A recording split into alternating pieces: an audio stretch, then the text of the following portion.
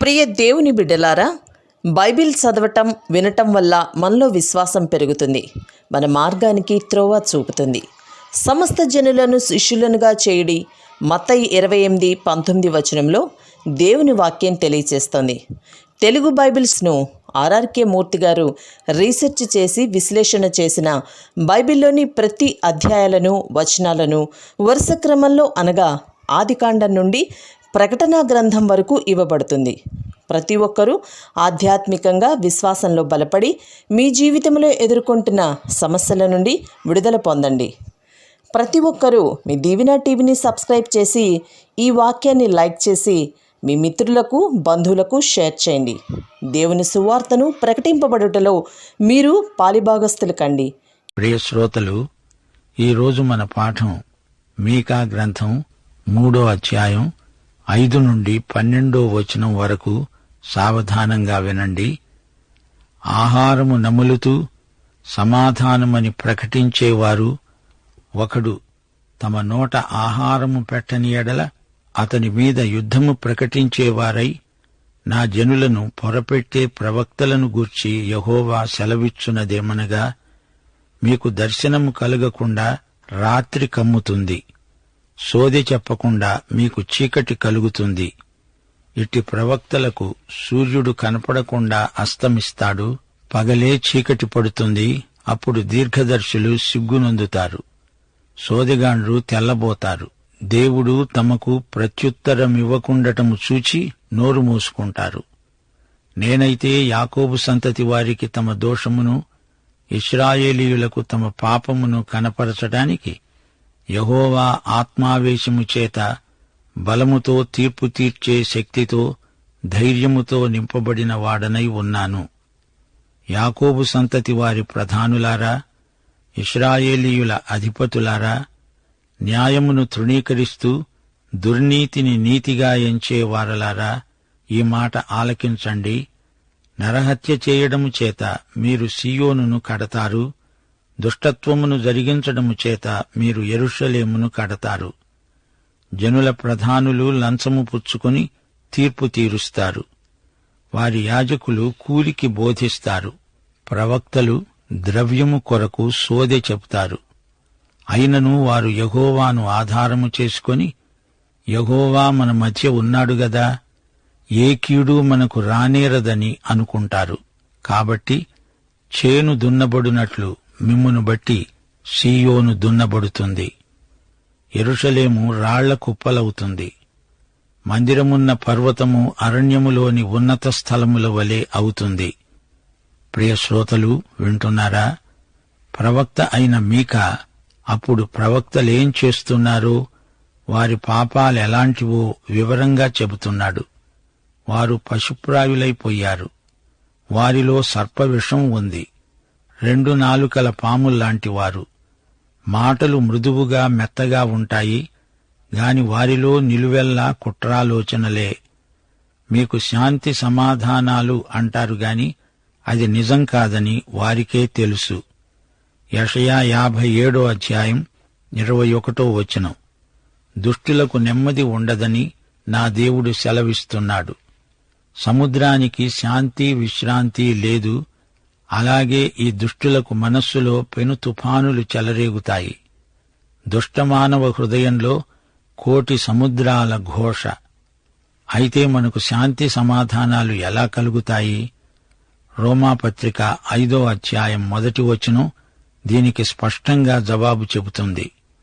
విశ్వాసం మూలముగా మనము నీతిమంతులముగా తీర్చబడి మన ప్రభువైన యేసుక్రీస్తు ద్వారా దేవునితో సమాధానము కలిగి ఉందాము.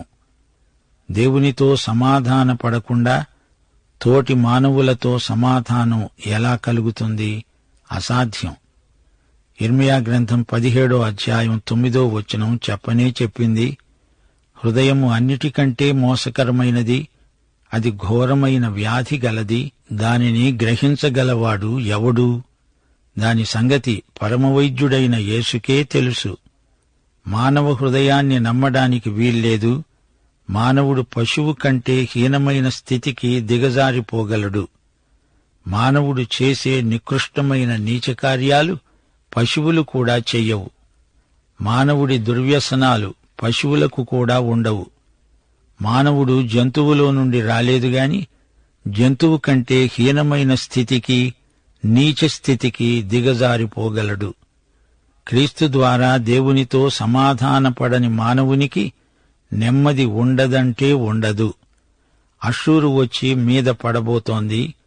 ఇక్కడ కపట ప్రవక్తలు శాంతి సమాధానం అంటూ కబుర్లు చెబుతున్నారు.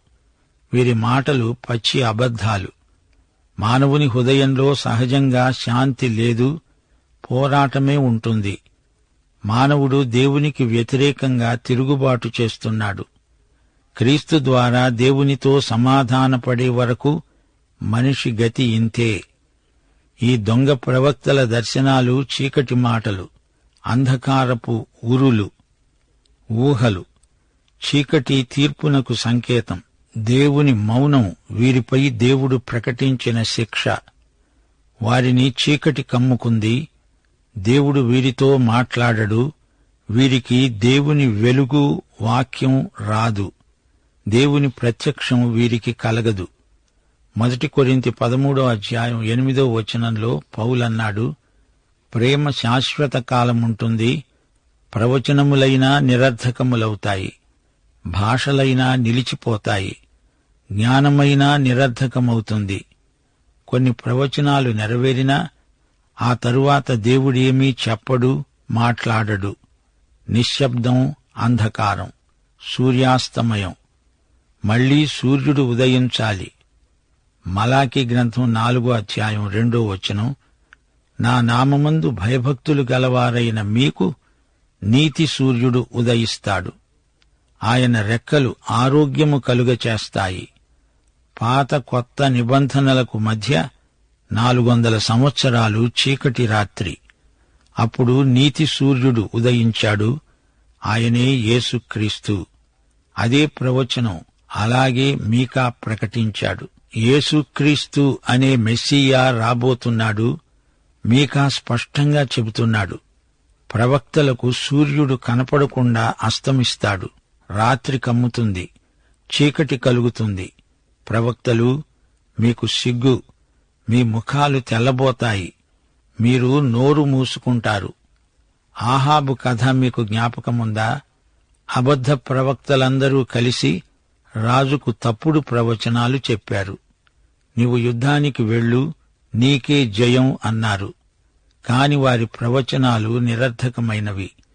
దేవుని ప్రవక్త మికాయా అతడన్నాడు, రాజా, నీవు యుద్ధానికి వెళ్లవద్దు, వెళ్లితే మళ్లీ తిరిగి రావు, చంపబడతావు. మికాయా ప్రవచించినట్లే జరిగింది. ఈ వృత్తాంతం 1 రాజులు 22:1-28 వరకు రాయబడి ఉంది. దేవుని ప్రవక్త కాబట్టి సత్యమే ప్రవచిస్తాడు. దేవుని వాక్యాన్ని ఉన్నది ఉన్నట్లు ప్రకటించేవారే దేవుని ప్రవక్తలు, దేవుని రాయబారులు, దేవుని బోధకులు, నాయకులు వీరే. హెబ్రీ పత్రిక 12:6 ప్రకారం, నా కుమారుడా, ప్రభువు చేసే శిక్షను తృణీకరించకు, ఆయన నిన్ను గద్దించినప్పుడు విసుకకు. ప్రభువు తాను ప్రేమించే వానిని శిక్షించి తాను స్వీకరించే ప్రతి కుమారుణ్ణి దండిస్తాడు అని కుమారులతో సంభాషించినట్లు మీతో సంభాషించే ఆయన హెచ్చరికను మీరు మరచిపోయారు. తండ్రి శిక్షను అంగీకరించని వాడు దుర్బీజుడే కాని దేవుని బిడ్డ కాడు. దేవుడు తన బిడ్డలను శిక్షిస్తాడు, క్రమశిక్షణలో పెంచుతాడు. దేవుని బిడ్డ అయి ఉండి ఆయన క్రమశిక్షణను ధిక్కరిస్తే అలాంటి వారిని దేవుడు దుర్బీజులు అనవలసి వస్తుంది. మీకా కాలంలో ప్రజలకు దురద చెవులు. వారి దురద చెవులను ప్రవక్త గీకుతాడు. ఆ తరువాత వారు కూడా ప్రవక్త దురద చెవులను గీరుతూ నీవెంత మంచి బోధకుడివి అని మెచ్చుకుంటారు. ఈ విధంగా ప్రజలలో ఎట్టి పరివర్తన రావటం లేదు. ప్రజలలో అవినీతి హద్దు దాటింది. మీకా వారి నుండి ప్రత్యేకంగా ఉండి దేవుని సందేశం ప్రకటిస్తున్నాడు. దేవుని మాటలే చెబితే ప్రజలు ఆ బోధకుణ్ణి ఇష్టపడరు. అయినా మీకా దేవునికి నమ్మకంగా బోధించిన ప్రవక్త. దేవుని ఆత్మే మీకా నోట ఆ మాటలు పలికిస్తున్నాడు. యెరూషలేములోని నాయకుల తరహా కూడా అలాగే ఉంది. యెరూషలేములోని ప్రవక్తలు, అధిపతులు, యాజకులు, వారి బ్రతుకులు దేవునికి విరోధంగా పరిణమించాయి. వారిలో ఆధ్యాత్మిక విలువలు బొత్తిగా లేవు. న్యాయాన్ని అన్యాయానికి, అక్రమానికి మారుస్తున్నారు. అక్రమానికి ఆమోదముద్ర వేస్తున్నారు.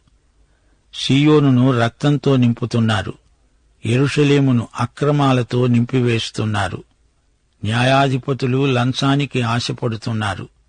యాజకులు కూలికి బోధించే కిరాయి జీతగాండ్లైపోతున్నారు. ఇన్నీ చేస్తూ సిగ్గు శరము లేకుండా యెహోవా మన మధ్య ఉన్నాడు అంటూ, మనకేమీ పర్వాలేదులే అంటూ ప్రజలను బుజ్జగిస్తున్నారు. అందరిలో పేరాశ బాగా పేరుకొని ఉంది. ధనాపేక్ష ఎక్కువగా వారిలో అర్రులు చాచుతూ ఉన్నది. అక్షరాల విగ్రహాలను పూజించకపోయినా ధనాపేక్ష ఉంటే అది విగ్రహారాధనతో సమానమే. మూఢ నమ్మకాలు అనేక రూపాలలో నేటి క్రైస్తవులను పట్టి పల్లారుస్తున్నాయి.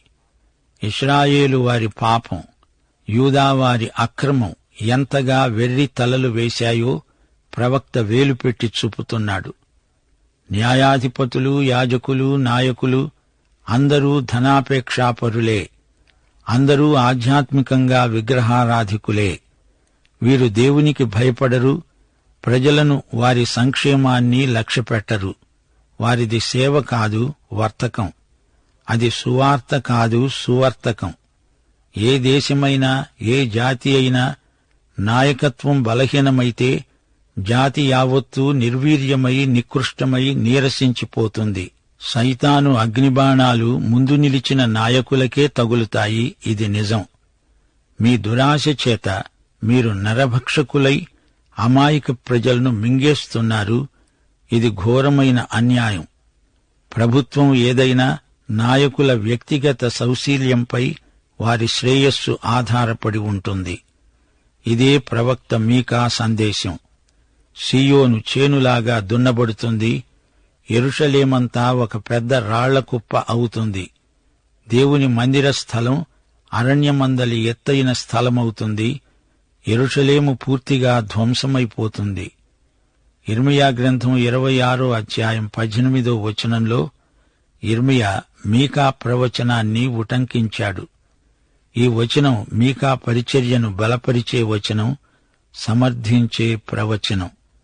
చేను దున్నబడునట్లు మిమ్మును బట్టి సీయోను దున్నబడుతుంది, యెరూషలేము రాళ్ల కుప్ప అవుతుంది అంటూ యిర్మీయా మీకా మాటలను ఉదహరించాడు.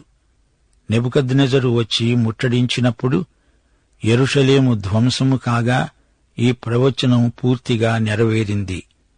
నెహెమ్యా వెళ్లి చూచినప్పుడు పట్టణం శిథిలాలు కనిపించాయి. ప్రాకారాలు కూలిపోయి ఉన్నాయి. అంతా ఒక చెత్త దిబ్బ అయిపోయింది. పట్టణాన్ని పునర్నిర్మించడం అసాధ్యమనిపించింది. టాల్మడ్ అనే యూద గ్రంథంలో రోమా వచ్చి యెరూషలేమును నాశనం చేసిన వివరాలు రాయబడి ఉన్నాయి. క్రీస్తు శకం 70వ సంవత్సరంలో ఈ సంఘటన జరిగినట్లు తెలుస్తోంది. రూపసు అనే రోమా సేనాపతి యెరూషలేమును చేను దున్నినట్లే దున్నాడు. మీకా ప్రవచనం అక్షరాలా నెరవేరింది. టైటస్ అనే రోమా అధిపతి నేతృత్వంలో ఇది జరిగింది. అతడు అలా చేయగల సమర్థుడు. నెబుకద్నెజరు సంగతి సరే. మీకా ప్రవచనాల్లో ఒక్కటీ తప్పిపోలేదు. కపట ప్రవక్తలను గురించి మీకా మాట్లాడుతూ వారు ప్రజలను చంపుక తినే వన్యమృగాలు అన్నాడు. పైగా శాంతి, సమాధానం అంటూ నినాదాలు చేస్తారు. వీరు ప్రజలను పెడతోవ పట్టిస్తారు. వీరు బోధించే అంశాలు అబద్ధాలు, సత్య విరుద్ధమైనవి. దేవుణ్ణి గురించి, క్రీస్తును గురించి, నైతిక నియమాలను గురించి వారు బోధించేదంతా సత్య విరుద్ధమైనది. వారి ఆరాధన విధానము కూడా సత్య విరుద్ధమైనది. అసలు ఆరాధన అంటే ఏమిటో, ఆరాధన ఉద్దేశ్యమేమిటో వీరు ప్రజలకు చెప్పరు, నేర్పరు. మానవులు నెరవేర్చవలసిన విధులేవో నైతిక ప్రమాణాలేవో వారికి బోధించరు. యుద్ధాలను వీరు ప్రేరేపిస్తారు. పైగా వీరు దురాశాపరులు.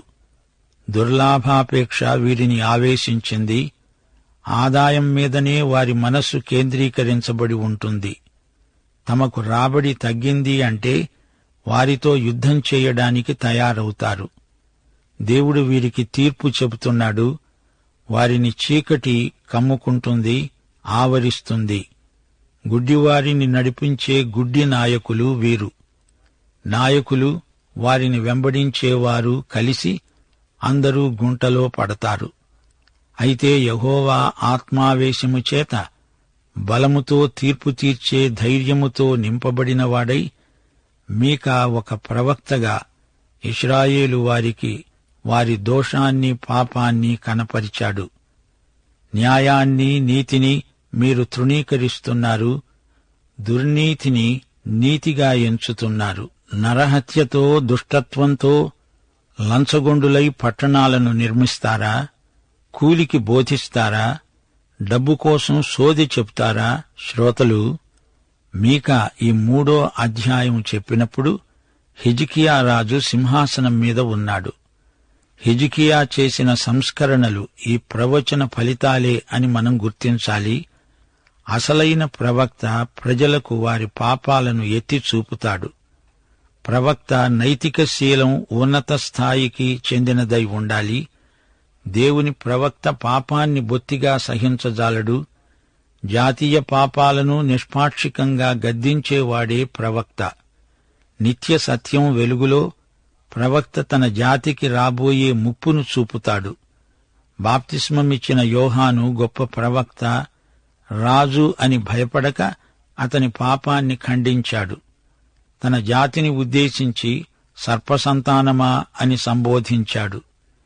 యేసు ప్రభువు మతగురువులైన పరిసయ్యులను చూచి, వేషధారులారా, మీకు శ్రమ అంటూ గద్దించాడు.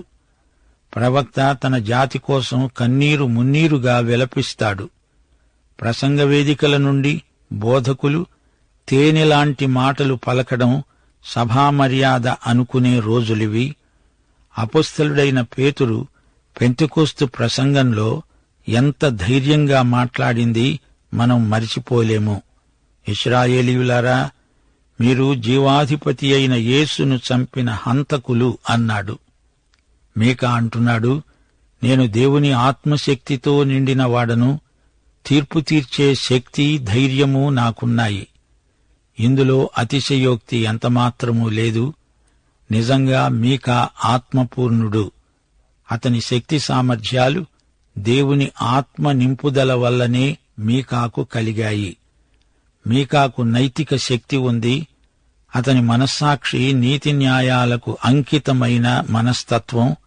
అతని వ్యక్తిత్వంలోని ప్రత్యేకత ఇదే. అతని తెలివితేటలు, ఊహాశక్తి, మేధస్సు దేవుని ఆత్మ వల్ల కలిగినవే. దేవుని పోలిన గుణగణాలు అతనిలో ప్రకల్పన చేసింది పరిశుద్ధాత్మే. ప్రజల దూషణ భూషణ తిరస్కారాలను అతడు లెక్క చెయ్యడు. పక్షిరాజు పిచ్చుక కిచకిచలను లెక్క చేస్తుందా? ఏనుగ కుక్కలు మొరిగితే లక్ష్యపెడుతుందా? సింహం వేట కుక్కలకు బెదురుతుందా? ప్రవక్త మనుషుల విమర్శను లెక్క చెయ్యడు. ప్రవక్త తన దేవుని పట్ల విశ్వసనీయుడు. అధిపతులను, ప్రధానులను సైతం ప్రవక్త లెక్క చెయ్యడు. దేవుడు చెప్పమన్న మాట చెప్పి తీరతాడు. ప్రసంగవేదికలు పిరికి మందు నూరిపోయటం నేటి సభ్యత. కాని అలనాటి ప్రవక్తలు ధైర్య సాహసాలు గల వక్తలు, దేవుని సంకల్ప ప్రయోక్తలు. అధికారులను ముఖస్తుతి చెయ్యరు. సియోనును రక్తంతో, యెరూషలేమును దుష్టత్వంతో నిర్మిస్తారు అని చెప్పాడు. లంచాలను మరిగి న్యాయాన్ని డబ్బుకు అమ్మేస్తారు. అహాబు ఏం చేశాడు? యెహోయాకీము చేసిందేమిటి? సంఘాలను ఎలా కడతారు? ధనాపేక్ష, తాగుబోత్తనం, దౌర్జన్యం, హత్యా రాజకీయాలతోనా? అట్టి తలంపే ప్రతిహతమగునుగాక. దేవుడు మనకు, మన దేశానికి, సంఘాలకు మీకాలాంటి గొప్ప ప్రబోధక ప్రవక్తలను దయచేయునుగాక. పాఠం ఇంతటితో ముగిస్తున్నాము. ప్రభువైన యేసుక్రీస్తు వారి దివ్యకృప, తండ్రి అయిన దేవుని పరమ ప్రేమ, పరిశుద్ధాత్మ యొక్క అన్యోన్య సహవాసము, సమాధానము మనకందరికీ నిత్యత్వము పర్యంతము తోడై ఉండునుగాక. ఆమేన్.